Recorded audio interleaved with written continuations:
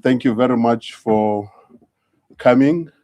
And I also want to take this opportunity to greet all that are following online.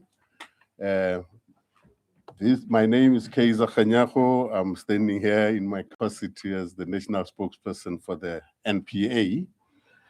We are having this first briefing by the National Director of Public Prosecution, Advocate Mothibi, and he is here in front, accompanied by his two deputies, which is Dates Bongile Mzinyati, who is in charge of the National Prosecuting Services. And then we've got Tumam Tengwana, who is in charge of the Asset Forfeiture Unit. They're the two deputies of the National, of the NPA. We are not going to waste time.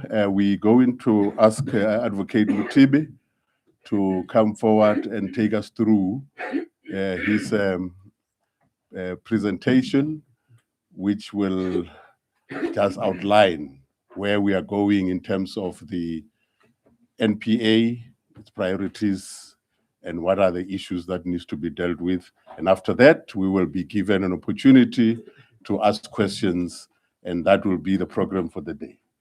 Thank you very much, Advocate Mothibi. Without wasting more time, you can come and address.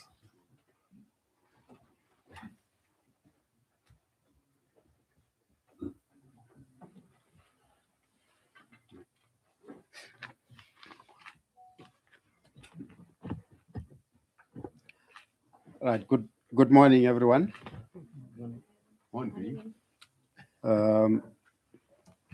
I am pleased to to appear before you today to come and give you an update on what one would call the state of the NPA.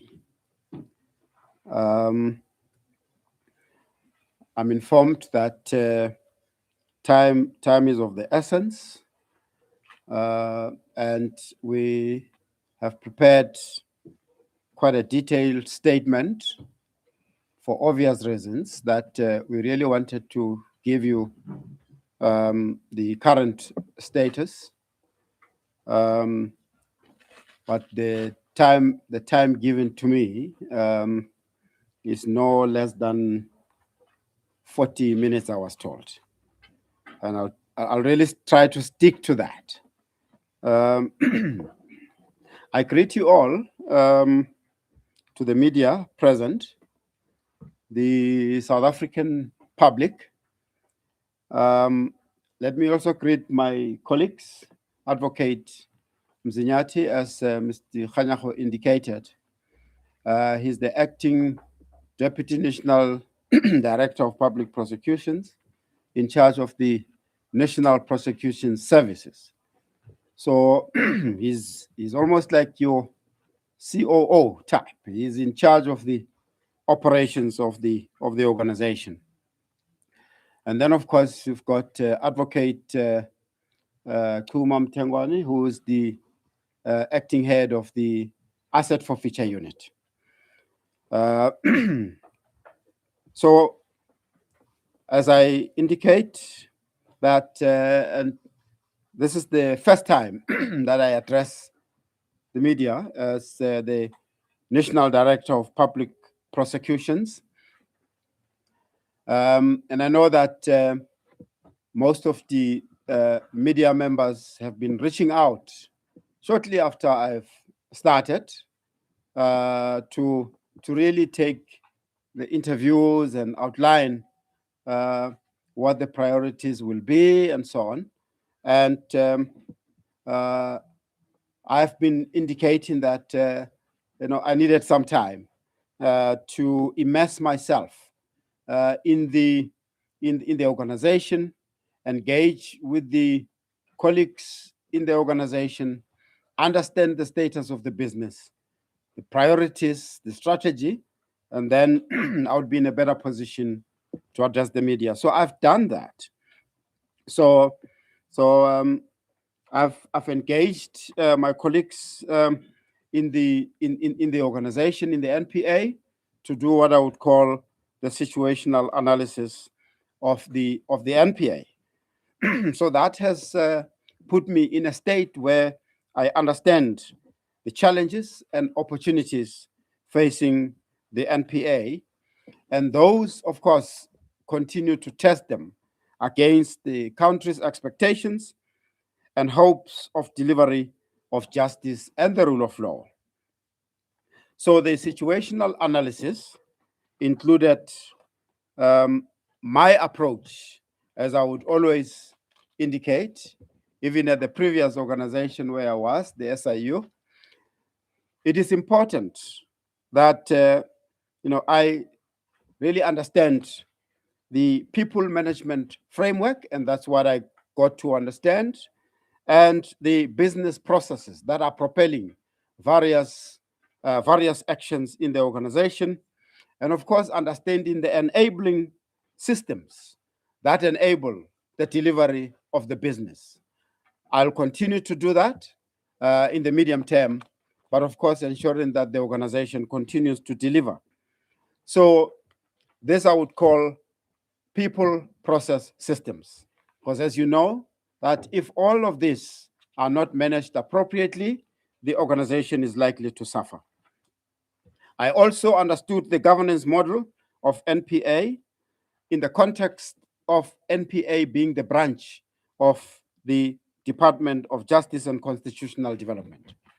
I also got to understand the enterprise risk management and compliance of the organization, and that has put me in a space where I understand the key risks facing NPA. I also understood the business planning process, the performance management and reporting framework at an organizational and at an individual level. I also ensured and got to speak to the communications team, and on that front, the communication and stakeholder management framework of the organization, both internal and externally. Having understood all of this, also it's clear that I joined the NPA at an opportune time when the strategy of the organization for 26-27 is being finalized. We've actually finalized that. As of yesterday, we were finalizing the targets and making sure that some of the targets are stretched to obviously meet the public expectation. So all of this in the context of the implementation of the medium-term development plan. The strategic approach of the NPA going forward was discussed at the strategy workshop held on the 13th of February with senior management. The vision and mission of the NPA that we are committed to continue to strive towards achieving indicates the achievement of justice in our society so that people can live in freedom and security.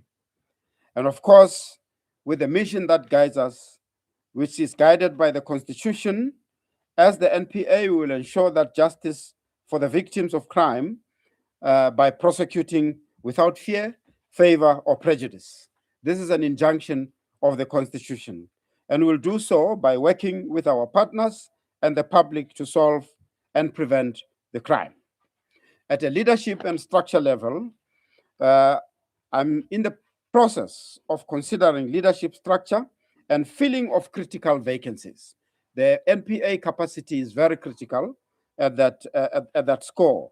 So critical vacancies at the top, and I will make recommendations to the President through the Minister of Justice and Constitutional Development in due course. This is expected in terms of the NPA Act. Most of the top positions are really presidential appointments.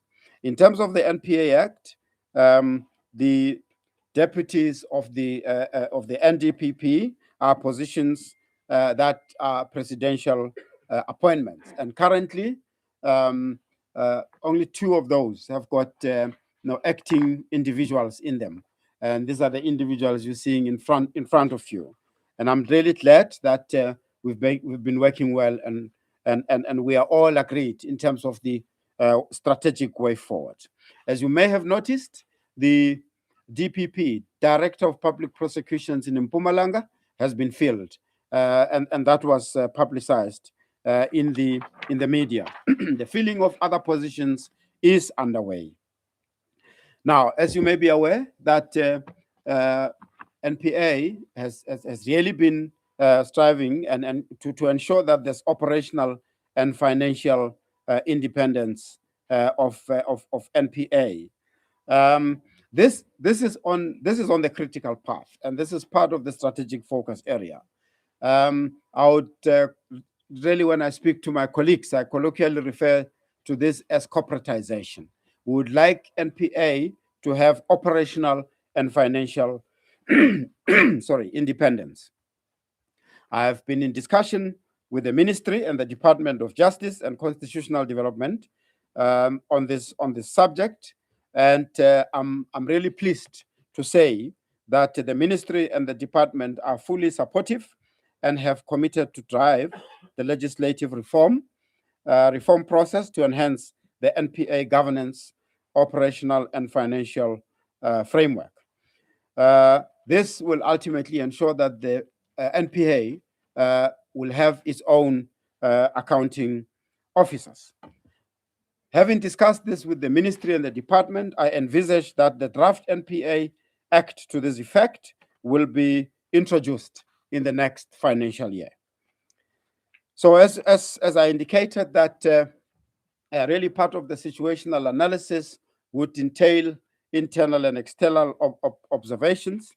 As you may be aware, that we are operating in the current geopolitical situation, which is characterized by a departure from the international law and order, which undermines global cooperation measures on anti-money laundering and other anti-corruption initiatives, and counter-terrorist financing, as well as broader mutual legal assistance framework.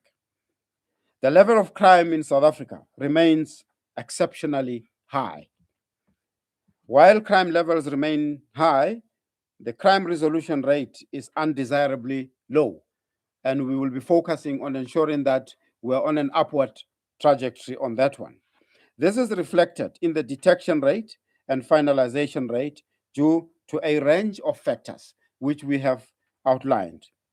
For this reason, NPA has adopted what we call smart prosecution approach, whereby offenses with a high impact on community safety are prioritized without neglecting other cases. As you may be aware, that South Africa continues to grapple with the scourge of GBVF, which is gender-based violence and femicide. This has been classified, as you know, as a national disaster. Now, NPA plays a very crucial role and positive role in advancing both the GBVF, National Disaster Response Framework, and the National Strategic Plan on Gender-Based Violence and Femicide through the expansion of the footprint of Thuthuzela care centers, amongst other measures. Thuthuzela care centers are part of the approach in the prosecution and general fight against the GBVF, and this play a very critical role as part of victim support. So we are pleased that these centers continue to play that role. And later on, we'll be informing you that we would like to expand these centers to ensure that we widen the support. The fight against organized crime has been prioritized, as you are aware.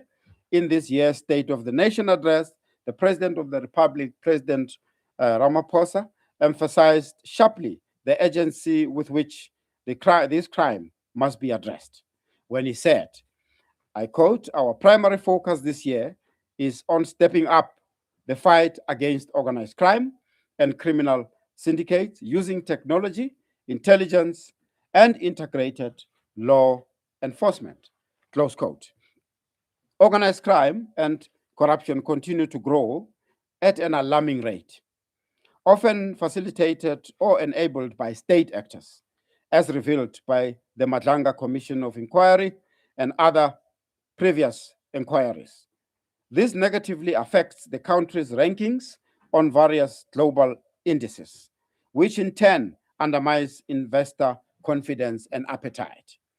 The National Advisory Council Against Corruption classifies corruption into three broad categories: state capture, systemic corruption, and frontline corruption, while the Auditor General identifies the public procurement system as the primary focus for many of these incidents. The most prevalent and increasing criminal markets include synthetic drug trade, extortion, racketeering, cyber dependent crimes, and the heroin trade, with state enabled actors serving as the government's Achilles heel in combating organized crime and corruption. Law enforcement agencies, such as the NPA, of course, should therefore consider these insights when developing their strategies. NPA is participating in the development of the national strategy against organized crime. Now, taking all of this, of the above into account, NPA identified strategic focus areas. We have to position NPA such that it really responds, amongst others in the criminal justice system, responds to all of these challenges. So we have structured planning process through the annual review, strategy review, performance plan, which results in the annual performance plan, which ultimately gets to be tabled in Parliament, annual operational plans, and now we've developed what we call Quick Wins Action Plan. It's abbreviated QWAPS. I call it QWAPS when I speak to my colleagues. QWAPS is really going to ensure that we propel some of the immediate deliverables.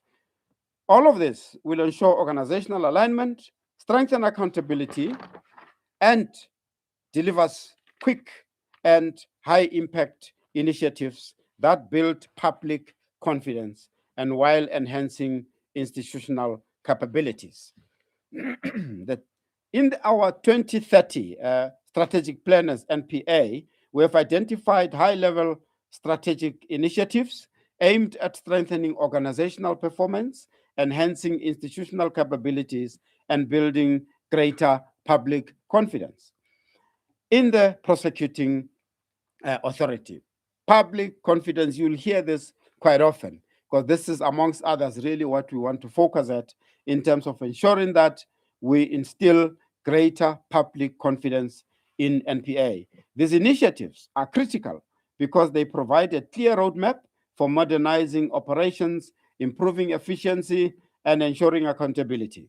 By focusing on both long-term transformation and immediate impact, the NPA is really positioning itself as a more agile, transparent, and effective institution that can deliver justice consistently and uphold the rule of law. I have considered the priorities and engaged with NPA senior management. We are all agreed that these priorities are aligned with the country's medium-term development plan and indeed public expectations. The following are some of the priority focus areas identified. The list, however, is not limited or exhaustive and can be reviewed during the strategic period. And we will definitely do so depending on the changes in the business environment. Now, number one, we would like to ensure that there's fast tracking of apartheid era crime, Truth and Reconciliation Commission cases. Excuse me. In this regard, we are also observing the proceedings of the Hampepe Commission, which you all are aware of. We are watching it with interest. Enhancing a professional and ethical prosecution service, strengthening organizational performance through skills development, enhancing the fight against complex commercial crime and corruption, establishing the IDEC Digital Evidence Unit, combating complex corruption and organized crime, strategic prosecution of organized crime.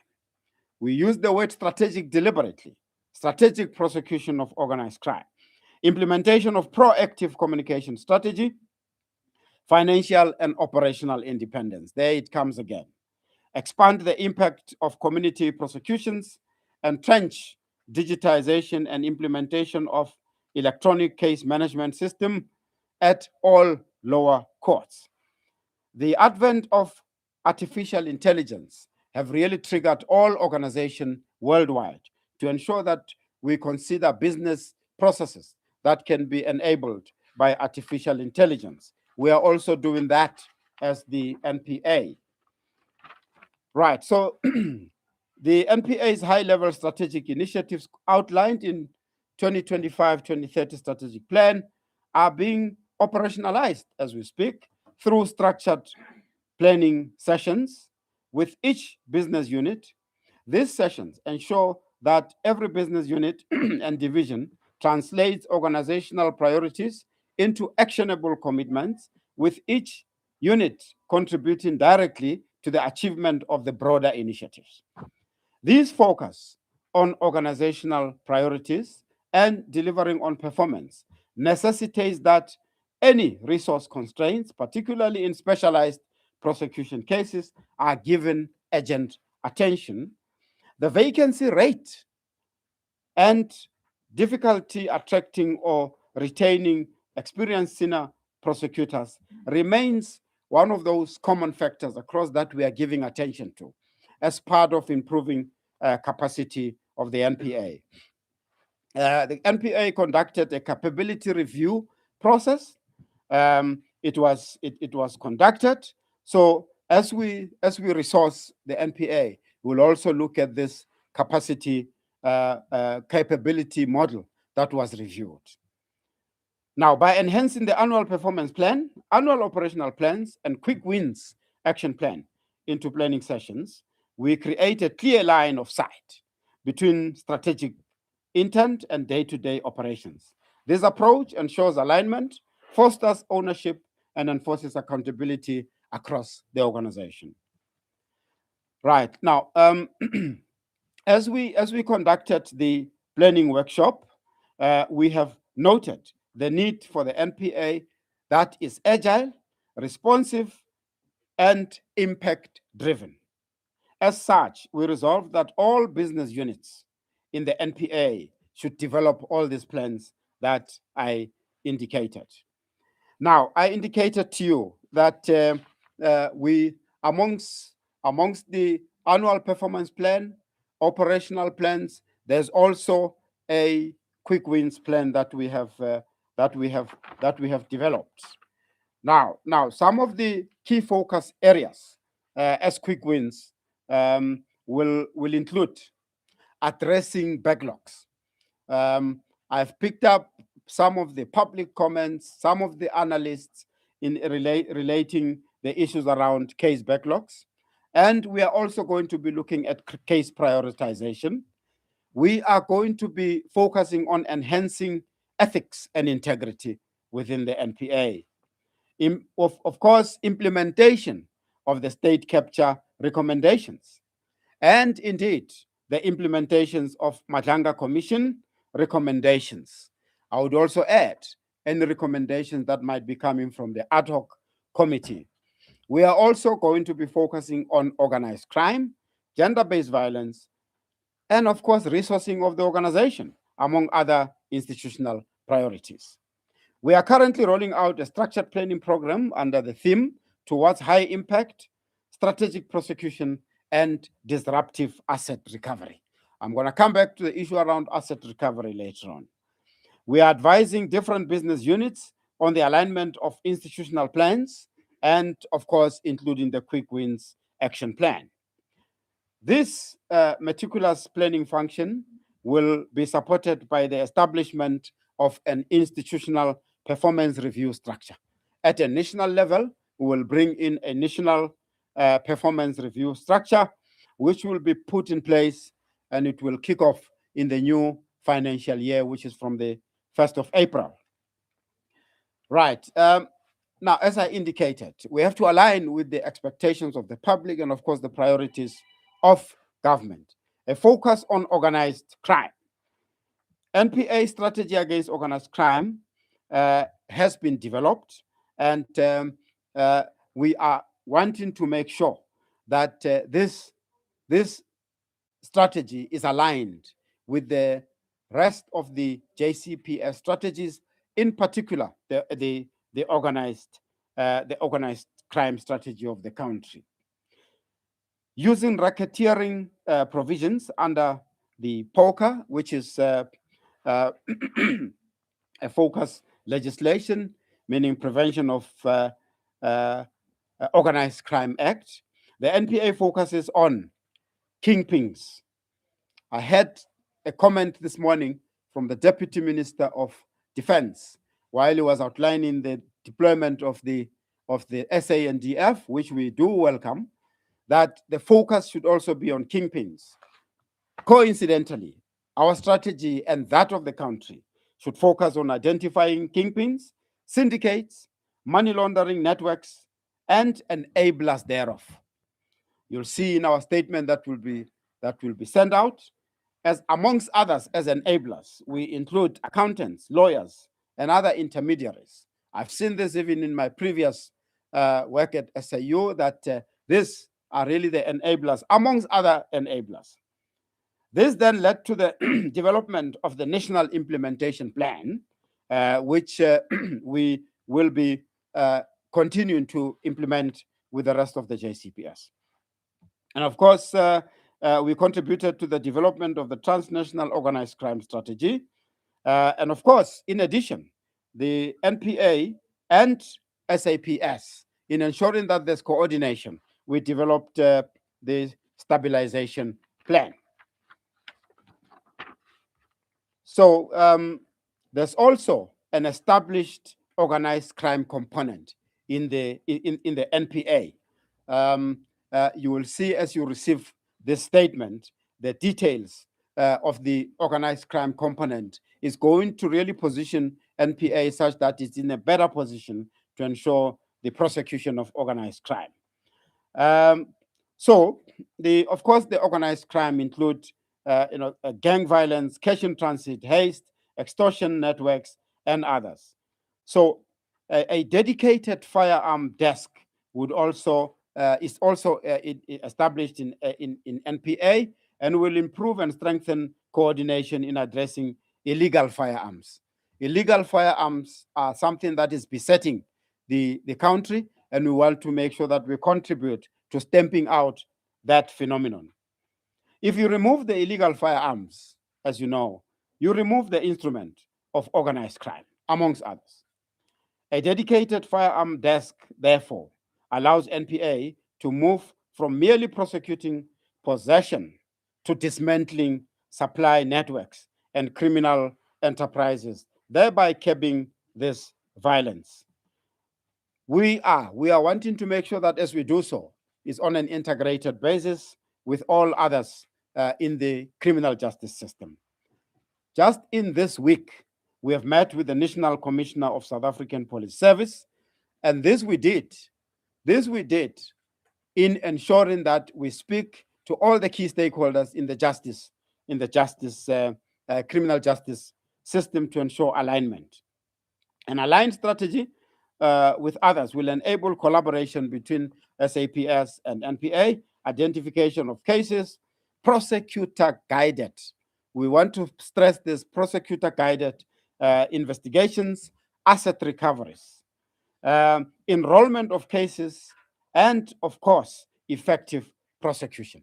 This collaboration will be demonstrated in various investigation projects, including, of course, as you may have noticed, the implementation of the outputs of Madlanga Commission. As you may be aware, NPA and SAPS conducted a joint briefing where we indicated that we are acting on the direction of the president, having gone through the interim report. In due course, we will be giving you a report on that. Right, I'd like to just really focus on some of the focus areas under the organized crime. We'd like to ensure that we contribute to the stamping out of illicit economy. And of course, we have also participated and contributed in the Cannabis for Private Purposes bill. Thank you. So we also are participating in the National Drug Master Plan and also the National Strategy to Combat Wildlife Trade. We've contributed to the National Biodiversity Bill and Trans-Organized Crime Strategy. So all of these are some of part of the artillery in terms of legislation that government is really working on, and NPA has to step up in ensuring that we contribute to that. As you know, that FATF, which is the Financial Action Task Force, is a very important focus for the country, and NPA is no exception in contributing to that process. We are contributing to country remaining out of the gray list. So the NPA is responsible for prosecuting money laundering cases, prosecuting terrorist financing matters, enforcing asset forfeiture legislation, engaging in international cooperation efforts, and demonstrating effective implementation of anti-money laundering laws. So colleagues, we will continue as NPA to ensure that we strengthen our contribution in the money laundering prosecution cases. At the moment, NPA currently has 292 outstanding on the criminal, 292 cases outstanding on the criminal court rolls involving more than 400 counts related to money laundering. We are focusing on ensuring that we speed up this prosecution. A total of 97 new prosecutions were instituted, wherein trials commenced, accused pleaded, that is, from August 2025 until January 2026, compared to the previous year when 103 and 101 new prosecutions were instituted, respectively. The verdicts for the current financial year from April 2025 to January 2026 resulted in 91 verdicts compared to 122 and 87 in the previous 2 financial years. I'd like to focus now on the Independent Directorate Against Corruption's role. As you know, that IDEC was established and also now established as a permanent institution.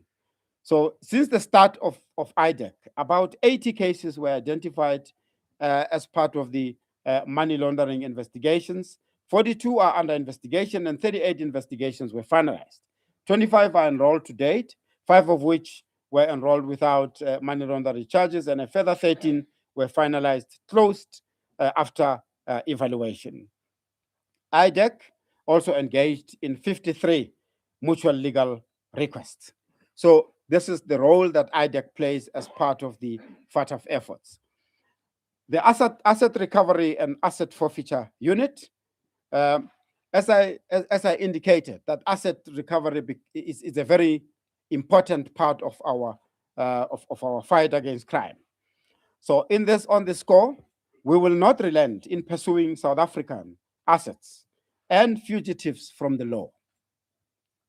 At an international level, we will utilize, and in fact, we are already utilizing the Interpol Red Notice. South Africa will also participate in the Interpol Silver Notice pilot, which offers enhanced international search, trace, and track mechanisms. Asset recovery possesses a critical part of the fight against crime and corruption. By taking back the process of crime, further asset recovery is one of the strongest indicators of anti-money laundering. So we would like to, while we are investigating and also we prosecute, we will intensify asset recovery. While you are prosecuted, we will ensure that we take the assets. That will have maximum impact in ensuring that we stamp out the crimes that the country is facing. Right, so since the conclusion of the mutual evaluation process on 19 November 2019, AFU has obtained 2,397 freezing orders to the value of 13.8 billion and obtained 3,220 confiscation and forfeiture orders to the value of 13 billion, and has recovered 6.5 billion. These are significant recoveries which really need to be applauded. The impact of the increased focus on asset recovery as part of NPA strategy is clearly demonstrable. 15 billion of funds frozen in the last 5 years compared to 16.2 billion frozen over the past 20 years. 8 billion confiscated and forfeited in the first 20 years and 5 billion in the last 5 years. 6.6 billion was recovered in the first 20 years and 6.6 billion in the last 5 years. The AFU has already exceeded, as we speak, 5 of the 6 annual targets in the current financial year. We are stating all of this so that it is clear to the public that work is really underway in NPA. AFU is on performance call. I have said that to the head of the asset forfeiture unit to sustain this performance and ensure that we intensify asset recovery. So, colleagues, I indicated that we want to strengthen the terrorist and financing prosecutions. Although South Africa faces relatively low levels of domestic terrorist recovery, terrorist activity, FATF requires us to demonstrate capacity to detect terrorist financial flows. And that's why we have to work with all the members of the JCPS, including the Financial Intelligence Center, so that we can be able to track all of this. To meet the FATF requirements, the NPA has done the following. We have developed an action plan, implemented a prioritization plan in the IDEC to deal with cases involving serious and complex money laundering, enhanced capacity through the Digital Evidence Unit to strengthen prosecution in the prosecutor-led. I previously spoke about prosecutor-guided, which we do with investigations in the police. In the IDEC space, there is prosecutor-led. You know, the same approach which was used by the Scorpions in the past. We have seen benefits in this kind of an approach. Of course, we should also improve our interagency approach. And we want to continue to strengthen international cooperation. Strengthening international cooperation is really essential in the work of the NPA. So to this extent, we ensure that where we are required in the mutual legal assistance, in ensuring that we deal with cross-border crimes, that we strengthen the implementation of mutual legal assistance. The NPA effectiveness in prosecuting financial crime directly supports South Africa's economic stability and global credibility. I have indicated some of the performance that NPA has achieved, but I'd like to focus once more on some of the other performance areas. Over the past 3 financial years, our prosecutors really I'd like to recognize and really give credence and credit to the prosecutors who work hard out there to ensure that NPA meets its mandate. These prosecutors have maintained a high conviction rate across all court levels, even as they finalized hundreds of thousands of criminal matters annually. Some of the highlights, which you will find in detail in the statement when we circulate it. So I'd like to, you may have seen this. Just in the past week, a few GBV cases have been indicated, right? In the Northwest case, where the Molopo Regional Court handed down 4 life sentences, an additional 20 years imprisonment, after a person called Tapelo Joseph Chukuchwane was convicted of 5 counts of rape and 1 count of housebreaking with intent to rob. These are some of the cases that continue to come in our courts, and we are just highlighting this. There's many others that our courts are dealing with. So we would like to ensure that we maintain that. Another case that we want to highlight, just in the last week, from the Eastern Cape, where Nguba Regional Court in Craddock sentenced a 49-year-old man to life imprisonment for raping his stepdaughter. Give a thought to that. He was sentenced. He was sentenced to the stepdaughter was 14-year-old. Really sad. These types of cases are among those that leave the most chilling impact of fear and trauma for families and communities, which our courts finalize daily across the country. So we are really pleased that these kind of cases are receiving attention. Right. Some of the stats that I will quote now really clearly indicate a upward performance trajectory. Except that our observation is that the conviction rate in the high courts has slightly decreased. But we've worked out measures to ensure that we improve that. This has decreased from 92.5% in 24 and 25 to 91.7 in 25-26. As you can see, it shows a reduction, but it stays above the 90%. Honestly, this is really quite commendable, but we'd like to ensure that we increase that. And this was often of an already established base of above 90%. Right. In the regional courts, which deal with serious violent crime, including murder, rape, and robbery, convictions rose from 82.7% to 83.4% over the same period. In the busy district courts, while the bulk of day-to-day crime, you could call it the coalface of dealing with crime, we have seen that conviction rates remained above 95%, reaching 96.2% in 25-26.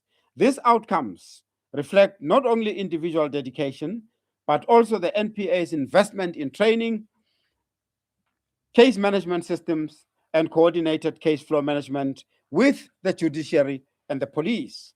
These are not just numbers, as you know. Behind each percentage are victims who have seen their cases taken seriously, offenders held to account, and communities made safer. Right. Some of the priority cases, and I've already indicated, violent crimes remain really central. Violent and murder prosecution. NPA conviction rates in murder prosecution remain in the high 70s and low 80s. 77.3% achieved in 25-26, following a 77.2 in 2024-25, despite the complexity and contested nature of these cases. As you know, that those who commit these crimes go out of their way to appoint really state-of-the-art defense counsels. But despite that, our prosecutors have stood up and produced all of these results. In Mpumalanga, NPA secured a conviction of a serial rapist, murder, Prince Themba Shongwe, who was found guilty of 9 counts of rape and 4 counts of murder of children aged 11 to 16 years, after being linked through a DNA and other forensic evidence. We are really pleased to show that the DNA analysis is enabling the NPA prosecutors to present formidable cases. In this regard, we are pleased to have heard that the Gauteng government, when we listened to the Premier State of the Province address, that Gauteng will be opening a DNA center. We are really pleased about that. It's going to enable the criminal justice system to really continue to present effective cases. Right. So on the corruption side, in August 25, Polokwane Specialized Commercial Court convicted former police officer Godfrey Avasei for corruption after he solicited and accepted bribe, acting on law enforcement officers, as we have really followed, all of you, from the Madlanga Commission, that we do have in our midst as law enforcement agencies those who really fall prey to the criminals, and in fact, in some instances, really facilitate a situation where criminals benefit irregularly from the state. So I would like to really just go on to ensure that you understand that violent robbery with aggravating circumstances is one of those those cases that also continue to receive attention. And there's an instance that we indicate there that in August 25, a Petty Regional Court in the Eastern Cape sentenced a 35-year-old Mtozami Mtweu to 15 years direct imprisonment with for robbery with aggravating circumstance. So this is one of those cases that we would like to really indicate. These cases, colleagues, indicate and illustrate three important themes in the prosecution approach. We identify this crisis just as a demonstration. Meticulous forensic work. This is what we are geared up for. Collaboration with SAPS and specialized units, and the willingness of witnesses to come forward when they see the systemic functioning of the system really addressing these cases. We are also focusing on organized and essential infrastructure cases. NPA has sustained conviction rates of around 93 to 94% in organized crime prosecution nationally, even while the number of these cases has grown. Conviction rates for essential infrastructure. As you know, that the country is beset with crimes against the infrastructure in the water sector, illicit mining, and all of that. So we have seen also an increase in the conviction rate on this. I'd like to also just mention on the corruption, complex commercial crime, and tax crimes, right? Conviction rates in complex tax crimes have also seen an increase at about 96.6%. In NPA, we've got the NPA Specialized Tax Unit, which collaborates with SARS and the Hawks to ensure that we also contribute to the stamping out of tax non-compliance. The Specialized Commercial Courts, Specialized Commercial Crime Unit, achieved around 90% conviction in serious and complex commercial crimes. As you can see, really that these are quite commendable numbers. This has resulted in nearly 700 government officials and over 1,000 private sector individuals being convicted for corruption in the past 5 years.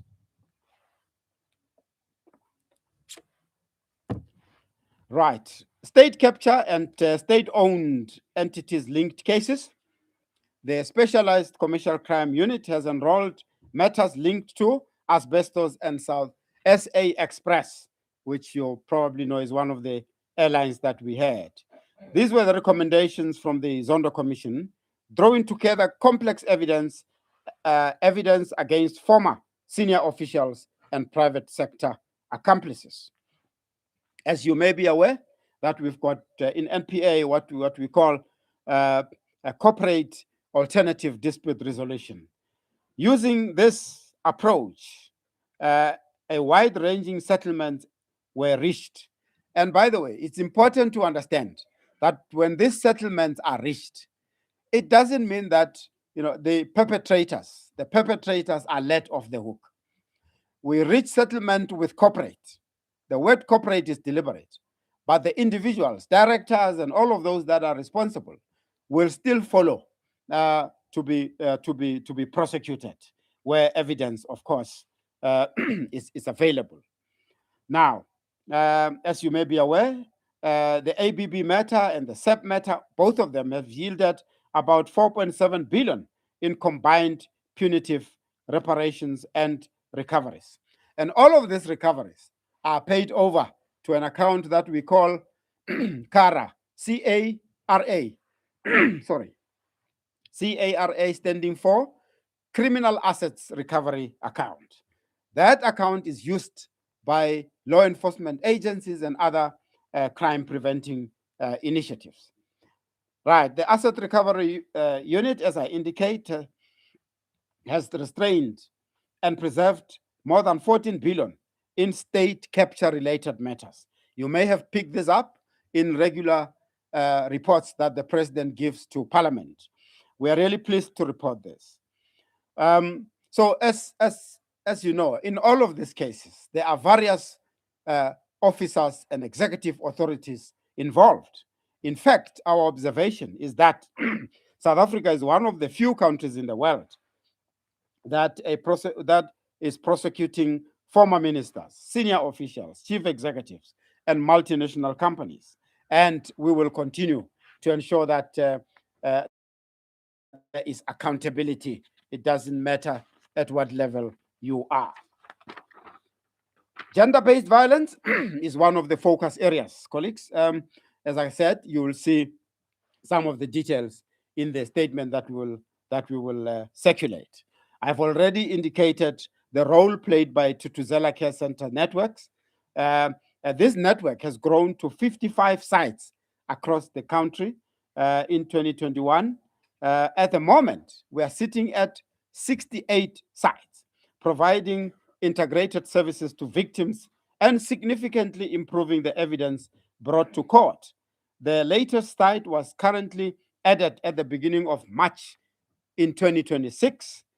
Is a Flagstaff TCC in the Eastern Cape. In the past year alone, over 41,000 victims received pre-trial services through TCCs. This is really to be commendable. Right, we are also focusing on cybercrime and new cyber crime types.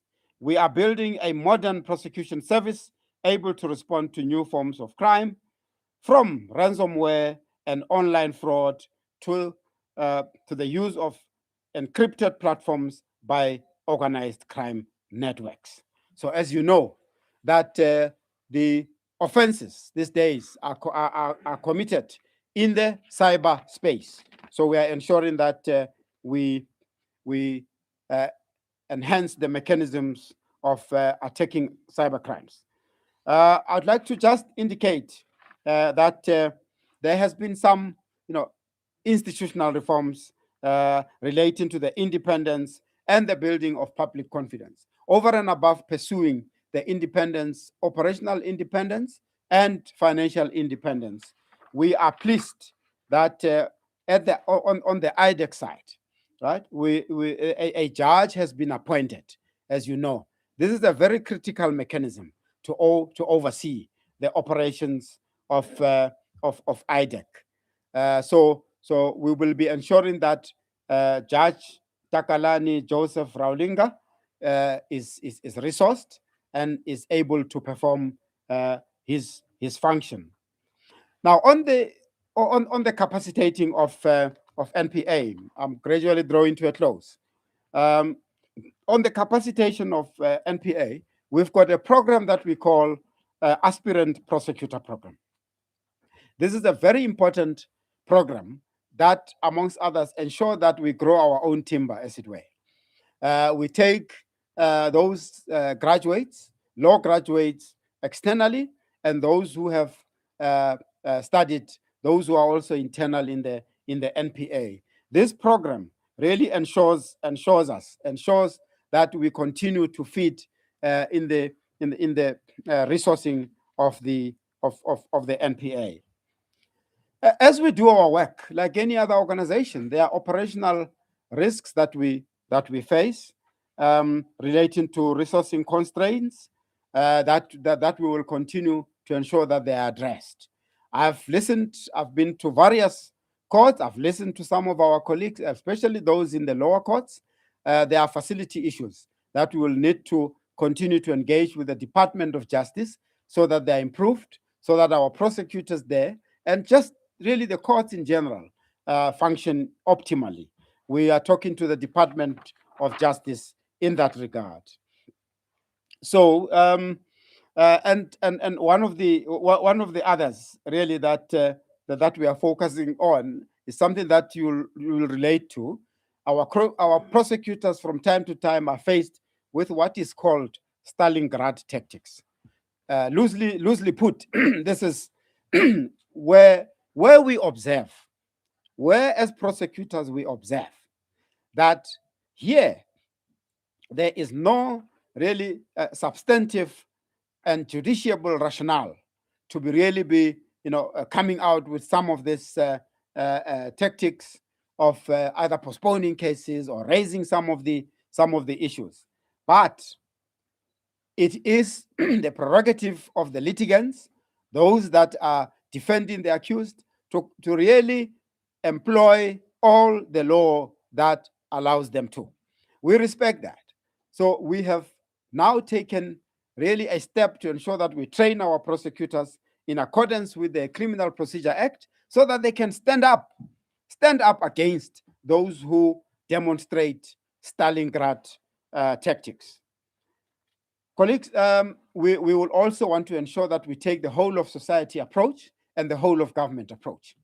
This just really indicates that we need to collaborate effectively with other members of the criminal justice system.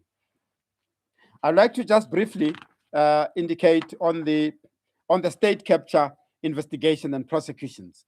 This is one of the areas where I have heard that the public really raises questions from time to time on matters that have been coming out of the Zondo Commission. But in this regard, as you may be aware, that IDEC was formed to ensure that these matters are addressed. Now, the Directorate against the Investigation Directorate Against Corruption deals, as we speak, 134 out of 218 State Capture Commission recommendations. 39 cases arising from the 134 recommendations. So the total number of state capture recommendations being 39. Number of cases under investigation is 24. Number of cases enrolled, 12. And number of cases finalized, it's 3.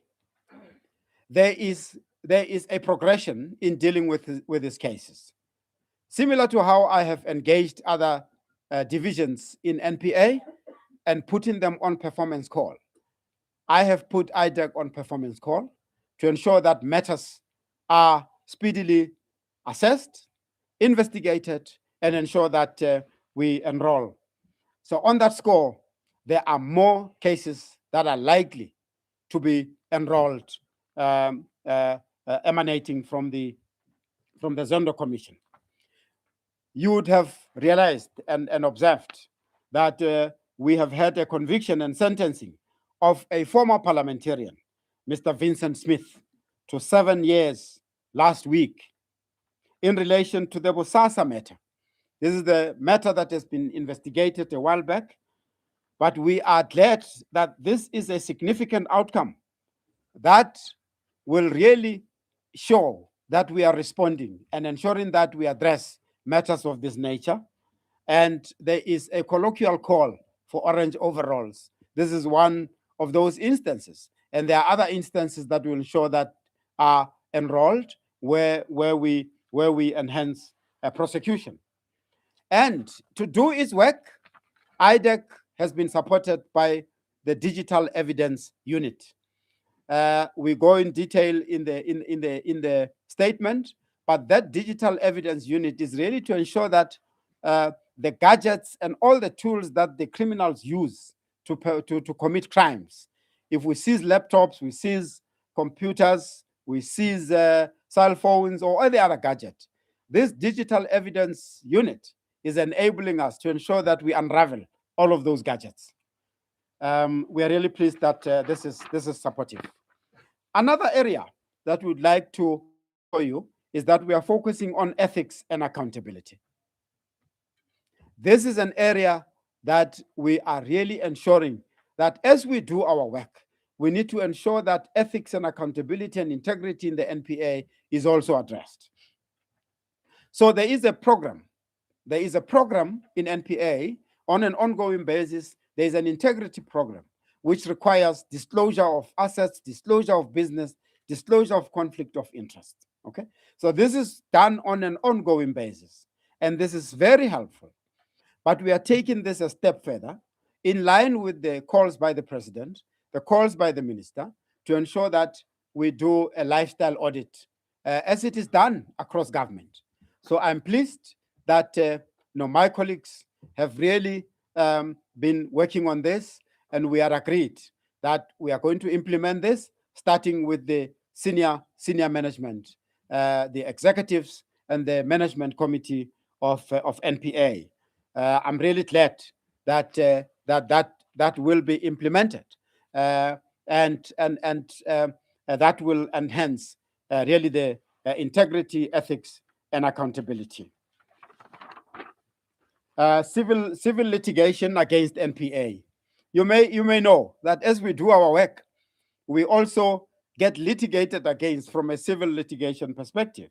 And this results from the prosecutorial decision that NPA colleagues take from time to time. While there is in Section 42 of the NPA Act, there is that provision that really limits the liability of the prosecutors. You could call it indemnity. But that indemnity does not indemnify us from recklessness, from negligence, or from malicious prosecution. So some of these cases have been taken based on some of the prosecutorial decisions. But we've got an area in NPA called Legal Affairs Division. It's seized with all these matters in defending the NPA. We have demonstrated to date a success rate of 81.3%. We're really pleased.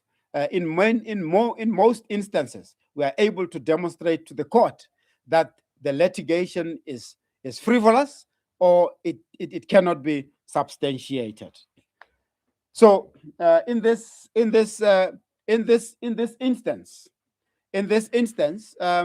the LAD continues to play a role in supporting other prosecution services, notably a matter in the Free State where it's colloquially called the asbestos matter. Right? You may be aware that we have had a ruling in favor of NPA in the Cholota matter. We are pleased about that because it really sends a message across that you will not just make challenges against, in particular, mutual legal assistance processes and all other processes. The courts have now ruled against in favor of the NPA. We know and we will respect the process of the appeal which the parties are pursuing. As I draw to a close, I would like to indicate, because I said to my colleagues that we will not, or at least I will not, escape the question, what are you doing with the matters referred from the SIU? So in this regard, the SIU and the DPCI and NPA have concluded a memorandum of understanding to ensure that these matters are addressed and addressed appropriately. We will also address the referrals from the sector anti-corruption forums. As you may know, last week, the Minister of Water and Sanitation, Minister Machodina, launched the Water Sector Anti-Corruption Forum. Matters arising out of the investigation in this water sector will be addressed as being referred by the Special Investigating Unit. Now, right, as you know, that there's also matters emanating from the Immigration and Border Management Anti-Corruption Forum. You would have noticed that SIU released an interim report, the investigation into home affairs. Now, you might recall that these matters date back to when Minister Motsoaledi commissioned an internal investigation led by the former DG Lubisi. This led to the proclamation and referrals by the SIU. This started after Minister Motsoaledi learned that Prophet Bushiri and Pastor Omotoso permanent residence documents were fraudulent. Dr. Motsoaledi commissioned a team led by the former Director General in the presidency and ordered they review all permanent documents and all 17 types of visas issued since 2004. And the proclamation that ensued is looking at all this period. That work revealed so much that we are going to be charging people for the next 10 years based on the findings of the Lubisi team and the findings of the Special Investigating Unit. As you know, that this is one of the focus areas by the country to ensure that illegal immigration is stamped out. And hence the white paper that has been issued by the Home Affairs, and of course led by the DG Home Affairs and the minister. As law enforcement agencies, we have to ensure that we stamp out this illegality. We are working with the Border Management Authority. You might have seen that they went to Maseru Bridge as the law enforcement agencies now in this week to raise awareness around this illegality. All the borders, all the ports of entry, would like to make sure that the illegality that is seen there, all of those who are arrested are prosecuted accordingly. Now, the last paragraph before I close is the protection of witnesses and whistleblowers. You'll see the details in the statement. We would like to make sure that we continue to ensure that witnesses that really are threatened as a result of the evidence that they've put forward, they continue to be protected. And the whistleblowers who come out to report in terms of the convention, International Convention Against Corruption, they're called reporting persons. These whistleblowers require adequate protection mechanisms. And we are pleased that government is not sitting on its laurels. The Protected Disclosures Act is receiving attention to ensure that it's widened to protect wider whistleblowers. At NPA, we've got the Whistleblower Protection Program that we are in charge of in terms of the Witness Protection Act. So going forward, we expect that the wider whistleblower legislation will be introduced by the Minister of Justice and Constitutional Development to ensure that the whistleblower protection mechanisms are improved. We have noted, and you probably may have noted, that as we speak, we are reminded of so-called Witness D in the Madlanga Commission, who was unfortunately murdered.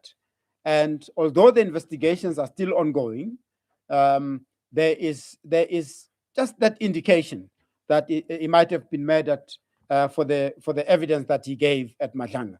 So we would like to mitigate all that, and would like to really ensure that the measures are put in place to protect. Now, in closing, South Africans are rightly impatient for more visible accountability, especially for corruption and violent crimes. The figures we presented today show that NPA has really worked hard and really survived or emerged and survived the state capture decade and has been fundamentally rebuilt. Let's accept that. We would like to ensure that this performance trajectory, their capability, ethics, and accountability are kept and sustained. And all of the plans and information we gave today is to ensure that we sustain a capable NPA. So we know, of course, that this is not enough. We therefore renew our pledge to prosecute without fear, favor, or prejudice. As you know, that this is an injunction in the Constitution. And we want to continue to do that, to protect the vulnerable, to safeguard our critical infrastructure, and economy, and to do so in a way that honors the Constitution, as I said, strengthens the rule of law, and meets public expectation. We also commit to holding more regular briefings of this nature, where we'll, in many instances, zoom into some of the stats that indicate the outcomes of our work. We'll provide update on the organization strategy and performance information through traditional media, but also increasingly through our digital communication platforms. I thank you very much for listening. This brings me to the end of the briefing. Thank you very much. We will definitely be available for questions that may come, and Mr. Khanyago will facilitate that. Thank you very much.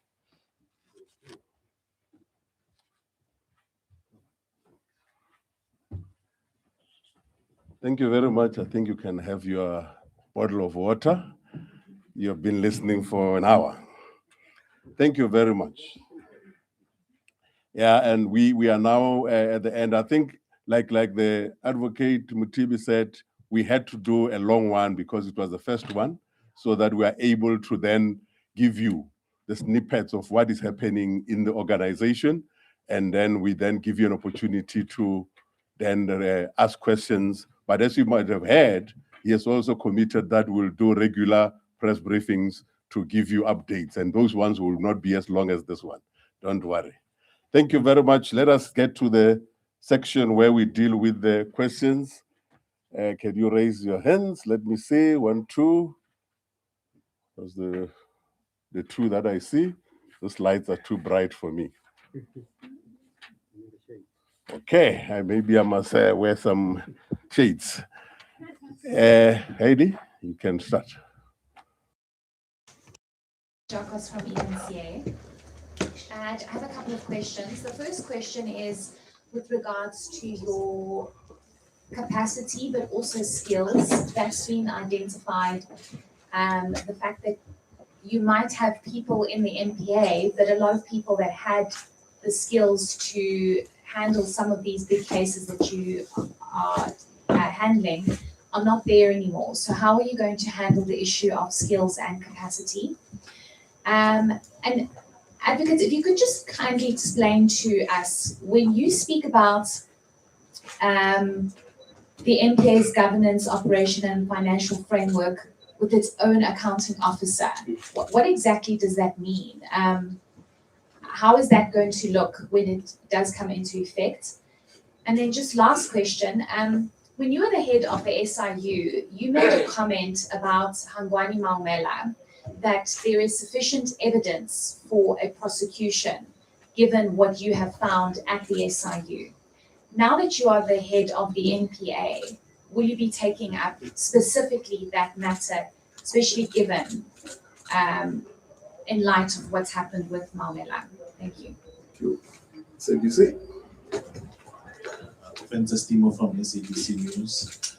I'd like to know about the Protected Disclosures Act, which has come under criticism to say that it's not effective enough to ensure that it protects witnesses and whistleblowers. What is it that can be done to ensure that it has teeth, to ensure that those that have information to share are confident enough to approach the relevant authorities and divulge such information? And also NDPP, it has been widely reported that you will be at the helm for 2 years. Do you believe that particular period will be sufficient enough for you to have an impact in ensuring that the NPA is ethical and all those issues that you raised? Thanks. Thank you. Any other person here? You can go ahead. Was that me? Good morning, my name is Nokuduleko and I'm from the Daily Maverick. Dr. Mothibi, your predecessor, Shamila Patori, described the NDPP position as almost that of a powerful person without power, citing things like the inability to be in charge of the budget, amongst other things. I know it's only been 2 months in office, but I wonder if you agree with that characterization. Thank you. Okay. Yes, go ahead. Alex Vetchley from News 24. Just the first question from me, Advocate. You say you've now been on the ground, spoken to colleagues.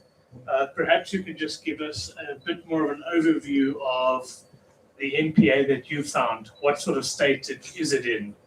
Because there are a lot of people who would argue that, there's a lot of people who would say that the NPA was in certain quarters was previously captured.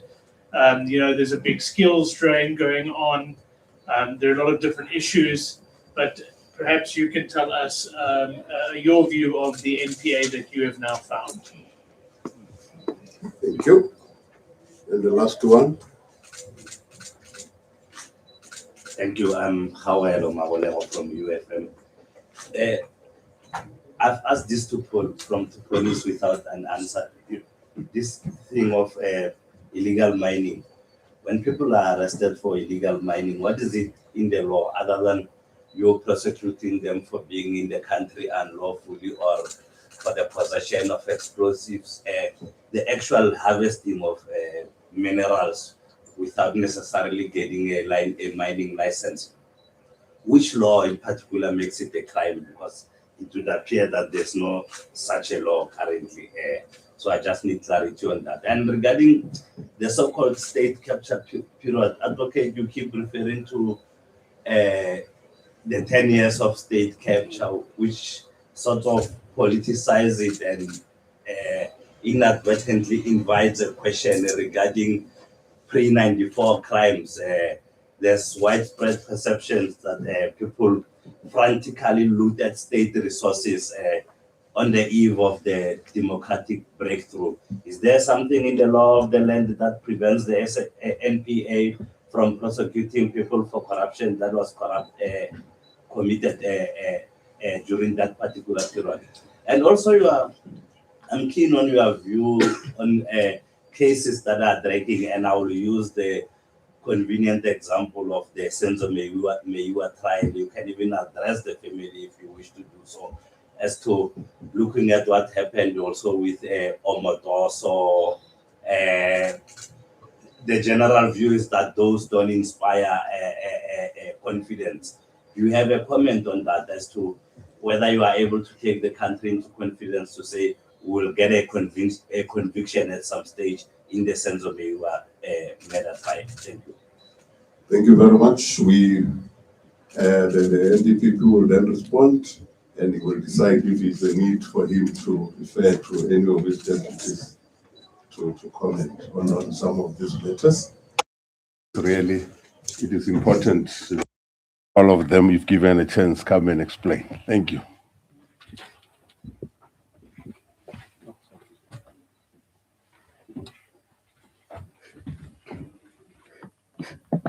No, thanks. Thank you for the questions that you've raised. They are really, really insightful and pointed. So, Heidi, in terms of capacity and skills, I've indicated to you that as part of our resourcing plan, we will also look at the capacity project that NPA conducted, and it was conducted by independent service providers assisting the NPA. I'm particularly pleased about that because it has looked at various areas in NPA, various levels. So that part has indicated to us the areas that we need to focus at. And as we focus on these priority areas, organized crime, GBV, illicit mining, and so on, we'll ensure that we resource accordingly. So as I spoke to the teams across, including the human resources team, as we sit today, the vacancy rate of NPA is about 17%, right? And the target, it's I think between 15 and 12. So it shows you that although it doesn't sound big, but those vacancies, some of them are critical roles. I've just indicated to you that the deputies to the NDPP, in fact, all of those roles are vacant as we speak. So that's very critical. You cannot have an organization functioning without that executive level. But we are pursuing the process to ensure that they are filled. Now, as you go down into the enabling function, support function, we are also looking what is it that we need to fill as critical positions. But of course, the core business is in the prosecution, right? And the prosecution skills, as I speak to my colleagues, it looks like the very critical skills that we require at the moment. Well, amongst others, I would say, I would just want to single out the financial skills, financial prosecution skills. And on the IDEC side is financial investigation skills. And as I engaged with our colleagues in SAPS, these are the skills also that SAPS, DPCI Hawks in particular, need to also bring on board. These are critical skills in the sense that the matters that we investigate, particularly in commercial crimes, in the corruption space, they require serious financial analysis. So we do have skills now, but we really need to beef up on that. We have demonstrated to you the kind of convictions that NPA really reaches. And of course, an input into those is effective investigation, in many instances, prosecutor-guided investigations.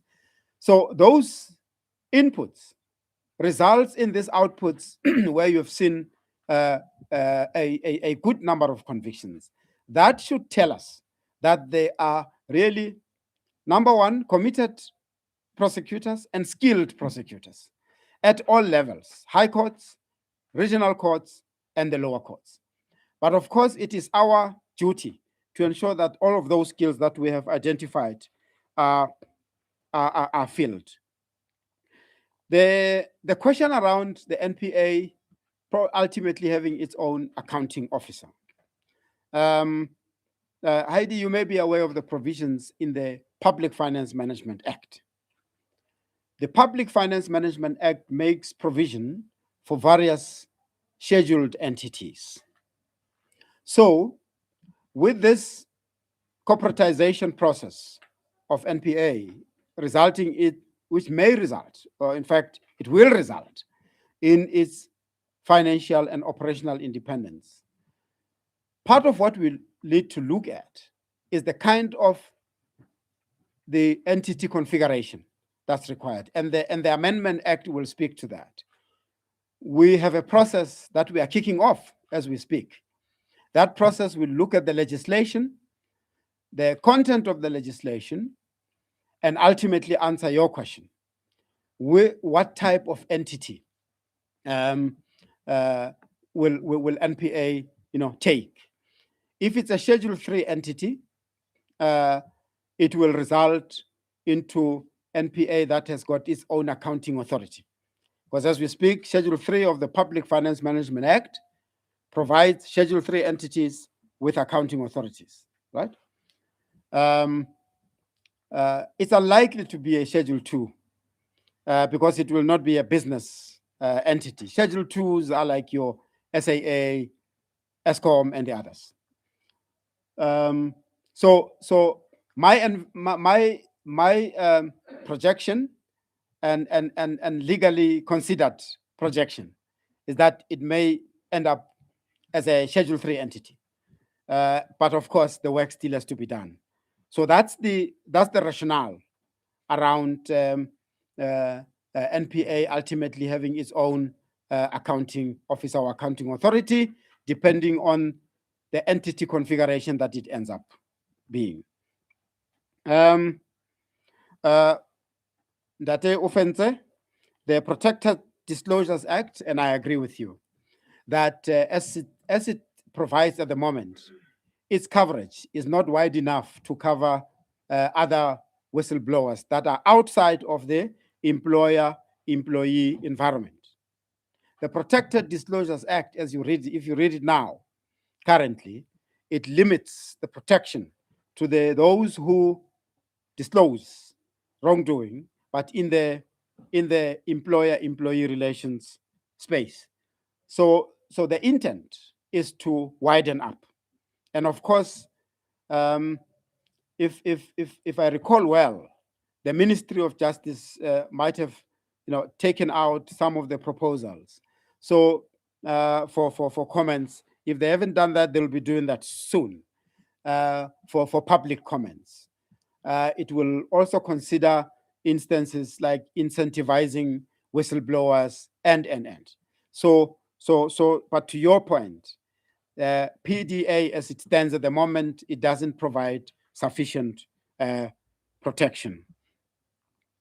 Now, you are correct in terms of my term of office, because there's a mandatory termination or retirement of 65. So in about 2 years or so, I'll be reaching that age, which really says, in terms of the law, I can't continue to be there. But your question is, am I satisfied that we will meet some of these performance areas in this period? We have the full financial year coming, the next financial year. We've got another full financial year coming with their own APPs. APP standing for annual performance plans. We'll have to ensure that we work hard that those plans are achieved. And in those plans are critical milestones. So I am satisfied that come the 2 years, if we execute and implement the annual performance plans as we have planned, we are going to see a positive difference. Nonkululeko, the concept of a person, I don't know, I think you said powerful person without power. I haven't heard that before. But I suppose it was used either in fact or proverbially. Again, Advocate Batoyi can probably unpack that for you. But as we speak, the National Director of Public Prosecutions have got duties in accordance with the NPA Act, and those duties are really sufficient to ensure that that role oversees. If you read the legislation, the directors of public prosecution are responsible for the prosecutions in their areas, and we respect that. But I think the law goes further and says they conduct those prosecutions under the guidance of the National Director of Public Prosecutions. It's a very important provision to take into account, such that you really cannot, you can't just be a figurehead, so to speak. There are roles and responsibilities and powers invested in the Director of Public Prosecution. So I would like to believe that the legislation as it speaks puts me as the National Director of Public Prosecution such that I execute to ensure that prosecutions are effective, prosecutions are capacitated, the prosecutions is carried out without fear, favor, or prejudice. Nothing holds my hands such that I'm not able to contribute to that mandate of NPA. I think there's a question from News 24. And by the way, I need to just indicate that in the statement you'll see under ethics and accountability, we've been receiving various reports about allegations of prosecutors who may be interfering with cases and so on. News 24 was one of those publications that brought it out, and we really appreciate that. the role of the media that we have acknowledged, that it should bring out all of this wrongdoing. We do accept, and there is really a good number of prosecutors in NPA who are geared up, who are well-intended, who are doing their work. The results speak for themselves. The results speak for them, the result that we have presented. But of course, we cannot deny that there might be those, who are engaged in wrongdoing. And we assist with the investigations to ensure that these allegations are properly and thoroughly investigated. If evidence is uncovered of wrongdoing, we will take consequence management, and they will face accountability. Now, the NPA that I found, after having engaged with senior management, even in the provinces, DPP, directors of public prosecutions, and their senior management, in fact, in one division, we even met, staff. After we've met the senior management, they had prepared the staff in the auditorium to meet. When I listen to the comments, first and foremost is really an NPA that is at work. And that is demonstrated by the results that we have just stated to you. But of course, there are challenges that keeps on being put out, like resourcing, capacity, and the facilities areas, in particular at the lower courts. But I suppose your question probably focuses on the comments that have been made before, that NPA was hollowed out, state was captured, and all of that. If that was the case, I found an NPA that has evolved. I found an NPA that has evolved and really focusing on executing its mandate. This is what I found. I see myself as now getting into being part of this team and ensuring a continued upward trajectory of performance, and ensuring that we prosecute without fear, favor, or prejudice. Because those are the prejudices that have been mentioned in the past. Prejudices of those who may likely have interfered with prosecutions and so on. Right? If you listen to what's coming out at the Hampepe Commission, those are some of the areas, and I did say that we are listening with interest at what is being said there. Whenever that process concludes, of course, they will submit the report to the president. And if there are areas where we need to take action, when we need to improve, and so on, we will do so in earnest. Right. Hello from UFM. When people illicit mining. I'd like to just park this one, and my colleague, Advocate Mzinyati, will address that substantively in terms of,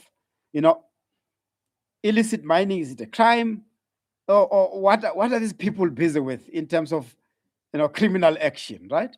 And I've picked up the comments out there that this is almost akin to artisanal mining, but we really looking forward to experts dealing with that aspect. But what invites us is any form of wrongdoing, right? Any form of wrongdoing in that space, any form of criminality in that space will be dealt with in accordance with the prescripts of the law. You've mentioned whether NPA can deal with any corruption or any criminal cases pre-1994. I've really studied the law to an extent that it has made me, given me the ability to execute.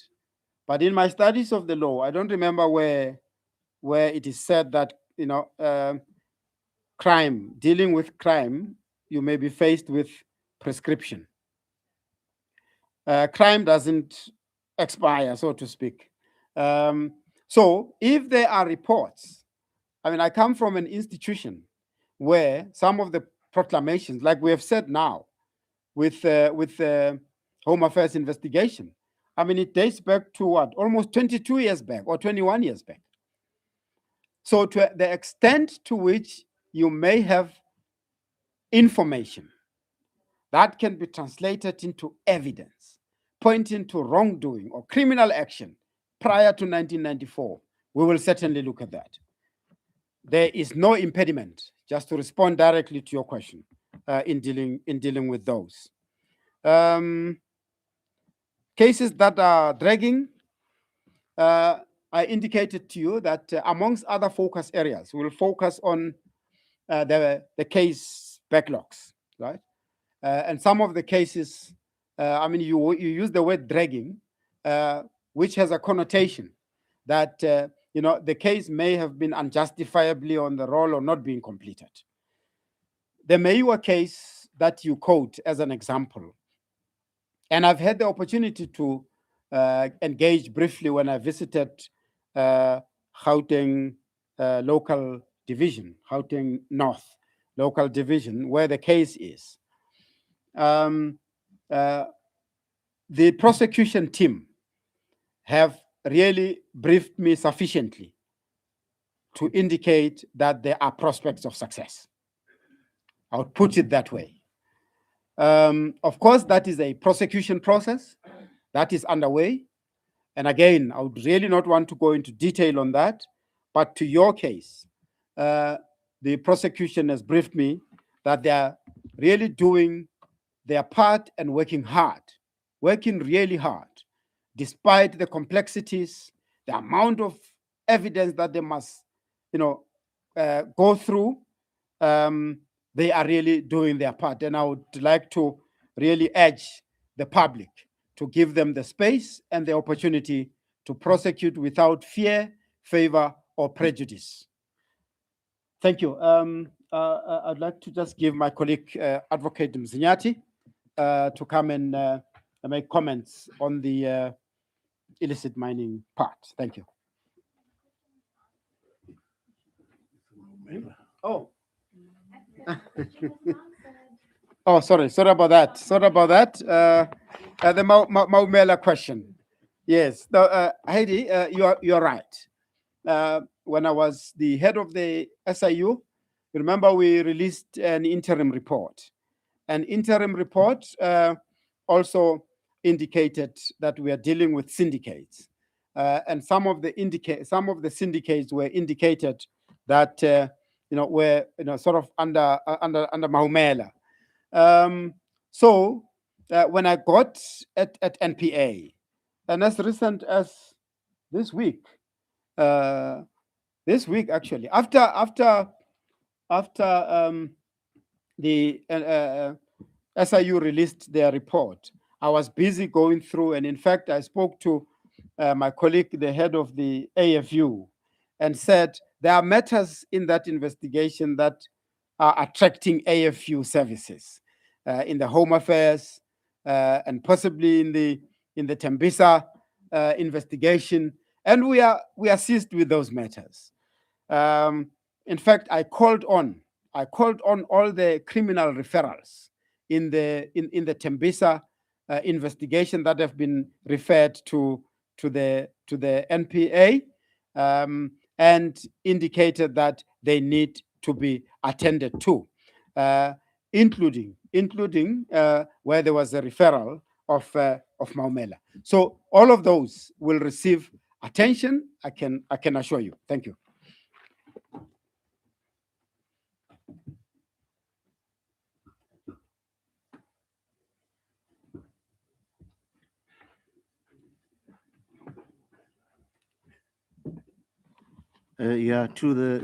To respond to the question about the laws or the acts of parliament that prohibit illegal mining, I think there are two pieces of legislation that are important in this regard. And the first one is the Minerals and Petroleum Resources Development Act, that prohibits illegal mining per se, Act number 28 of 2002, and the Precious Metals Act, 37 of 2005.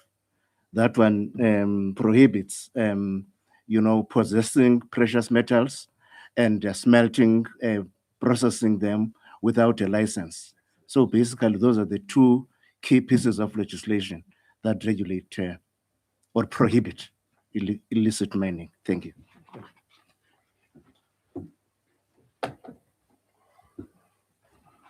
Okay. Thank you very much. From the online people, are there any questions there? Yes, we have 6 online questions. The first 4 are from Susan Connery from Amabungwani. In November 2024, it was reported that Advocate Shamila Batoy was reviewing the decision to withdraw charges against former Minister Zizi Kodwa. Did Advocate Batoy take a decision before her departure, or has the decision been handed over to you? How will you measure performance in IDEC? Will it be based on the number of cases enrolled, the number of cases where trials have commenced, or the number of cases finalized? If performance is going to be measured on cases enrolled, will you not simply encourage prosecutors to enroll cases that are not trial ready? Sinesi Pushriver from Business Day. Following the Constitutional Court judgment on the Extradition Act, which clarified which organ of state can file to foreign states, what has been the impact in terms of the litigants challenging extraditions in cases in which the NPA led the extradition process? Advocate Mothibi previously indicated that the sub-task team investigating cases emanating from the Madanga inquiry would be allocated state prosecutors. Can we get an update on how many prosecutors have been appointed? Thank you. Thank you.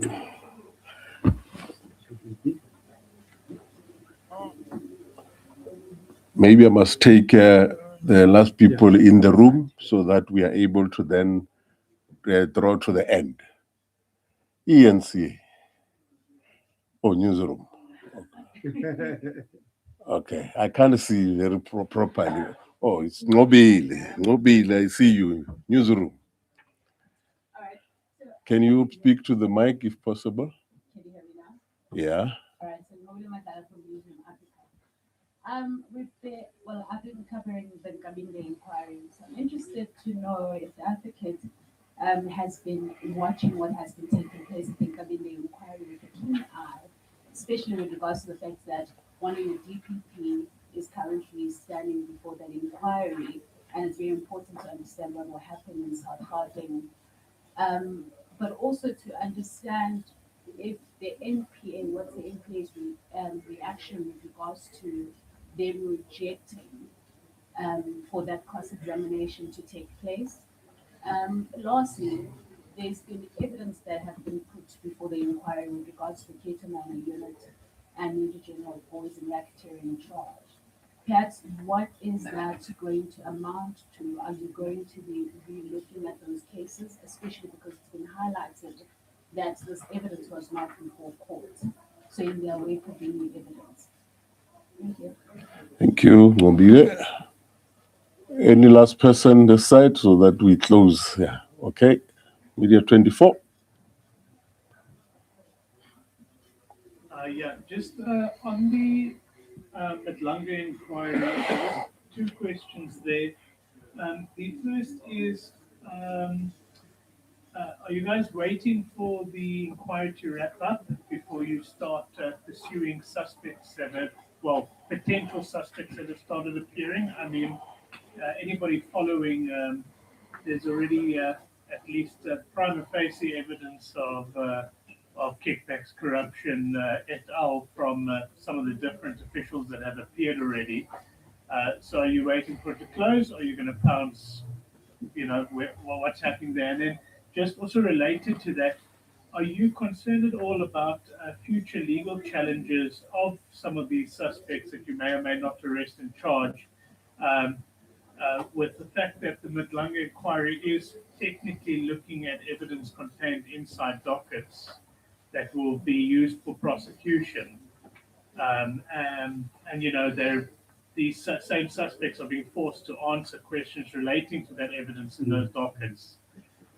Do you not foresee a possible problem for that when it comes to you trying to get those same dockets before a criminal court? Thank you. I don't see any other hand, which means we're closing this part with the responses that are coming and take it from there.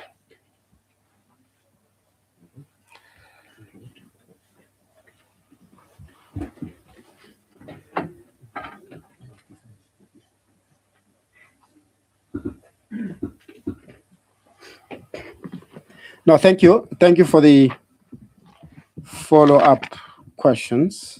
Right, Susan, I think it's Susan Comrie online, relating to the matter relating to former minister or former DM, former deputy minister Zizi Kodwa. I can report to you that the former NDPP has made a decision.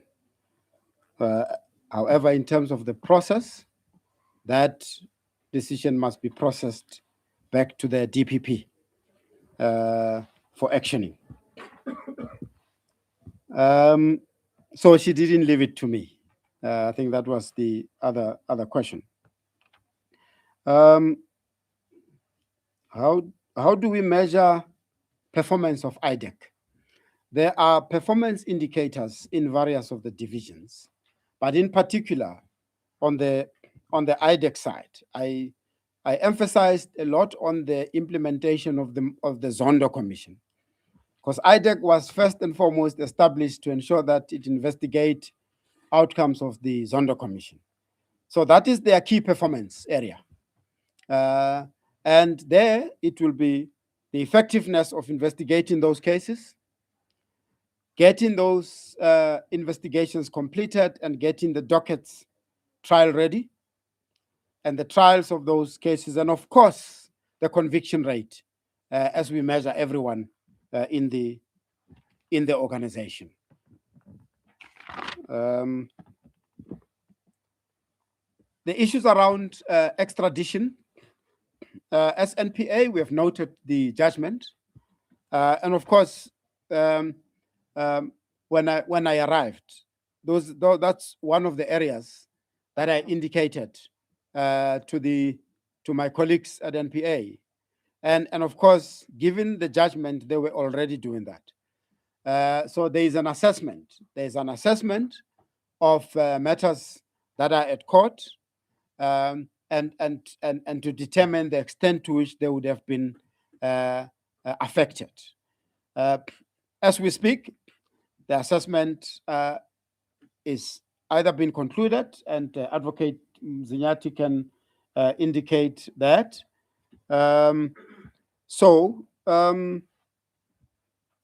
Well, the note that Advocate Mzinyati or my colleague there has indicated that the recent Constitutional Court decision is clear that the decision on the role of the minister does not have retrospective effect. So if you read that, it means that the cases that have been done up to the date of that decision will not be affected. And I'm really pleased about that. But the assessment is being done that I've requested, and I'll be getting a report, and I'm sure a report will be based on this observation. The SAPS task team on Madlanga, yes, we were in the same media room with the National Commissioner of Police, where we indicated that the NPA and the SAPS will collaborate on the outcomes based on the first interim report that has been submitted. And I can promise you that there's progress. There's progress being made there. I can confirm that we have allocated prosecutors there. and not just prosecutors from general prosecution. We've also allocated asset forfeiture prosecutors in that space. Because as I said, in line with what I've said, is that as we investigate, do prosecutor-guided investigations, there is definitely a possibility that there would be areas where asset forfeiture unit has to come in. So that as we investigate and ultimately prosecute, we need to recover the assets at the same time. Ngobile from Newsroom, thank you for those questions. Of course, we are following the Nkabinde inquiry with interest, because that process has been initiated at the instance of the NDPP at the time. So that is a process that is really akin to a disciplinary process, if you like. But of course, it's taking its own context as it is. So firstly, I think I really need to be understood that we would like to give that process the opportunity to really conduct its work in accordance with their terms of reference and so on, so that we are not seen as interfering in any way. But of course, it's one of the DPPs that are facing, call it disciplinary process. And it is meant for that, so that it ultimately interrogates the allegations that were made against him and that a finding is made by the panel at the end. And that is why I would like really that we give them the space and respect their role. You are correct. As NPA, we did bring out an application to participate and be able to lead evidence and cross-examine. Well, you know by now that that application has been turned down, and you have really asked that question, that the application being rejected. So based on that, our council, the NPA council, call it that is at the inquiry, is preparing an advisory, because it just happened when yesterday or the day before, thereabout. He's preparing an advisory. So based on that advisory, we will then, position or reposition ourselves. But as I said, we really respect the role of that inquiry, so that it uncovers whatever would have been done as part of the allegations. Similarly to all the Katomana issues that are spelled out or pronounced in that matter, as we speak, we do take them into account, and again, we will at an appropriate time be able to indicate to the public what is it that any action, if required, that we are taking. Madlanga Commission from News 24, we are not waiting for the Madlanga Commission to wrap up. And this is a deliberate action that we took, because it is important that we take action as and when evidence is investigated and pointed out to. And hence this collaboration with the SAP to deal with the Madlanga outcomes, based on the first interim report that was presented to the president. As it has been reported now, they are expected to hand the second interim report, I think in May. Again, based on that report, we will act as law enforcement agencies. With regard to the legal challenges, in the legal space, legal challenges are always possible. and we envisage that there'll probably be those kind of challenges. But of course, we've got the NPA Act that guides us and the prosecutorial policy that guides us. So the extent to which evidence would have been made available, challenged at the Madlanga Commission would probably be dealt with differently at court, because it's a different forum, and the rules there will apply. As you know, that invariably accused persons are entitled to the docket, and that's why they make applications to access the dockets before prosecutions start and so on. But now, as we now take up these matters and seek to, formally prosecute, we will deal with those matters based on the Criminal Procedure Act at the time when they come up for prosecution.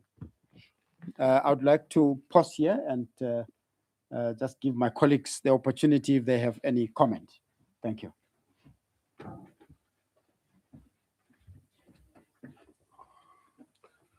Okay, I think we have tried our best to do it. If there's anyone that has got a lingering question before we close, okay, from the online. The question of how many prosecutors have been allocated for the Madlanga Commission test. Thank you.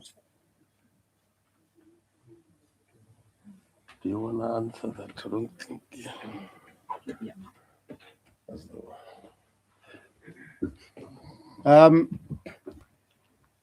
No, we have promised that we will allocate prosecutors. There's a number that we are working on with the police. We are still continuing to ensure that we provide sufficient number to the team. As we speak today, because of the nature of the and also the amount or the load of work, and at a meeting we had with the commissioner, we did some quick assessment of the sufficiency of the prosecution capacity to support the investigators. At the moment, we've provided 2, but there's an opportunity to step up depending on the load as it increases. I think that's the level of transparency we can give you at this stage. Thank you. Okay, thank you very much. I think that was the last question. And at this point in time, let me take this opportunity to re-emphasize that we, as you have heard from the NDPP, have committed to do briefings as and when necessary, and we will stick by that. Thank you. Oh, there is a correction that needs to be made. Sorry. I just checked with the head of AFU. The 2 that I mentioned were from the General Prosecution, and they are doing a great job there. As I said, very soon we will be announcing the results with the National Commissioner. But from the AFU, remember, it's also part of NPA. I've just been informed that we've provided 4. So the capacity, and I think the number of AFU is such that they need to immediately do an assessment of whether there's actions that can be taken by AFU. Thank you. On that note, thank you very much, ladies and gentlemen. The presser is now adjourned. Thank you.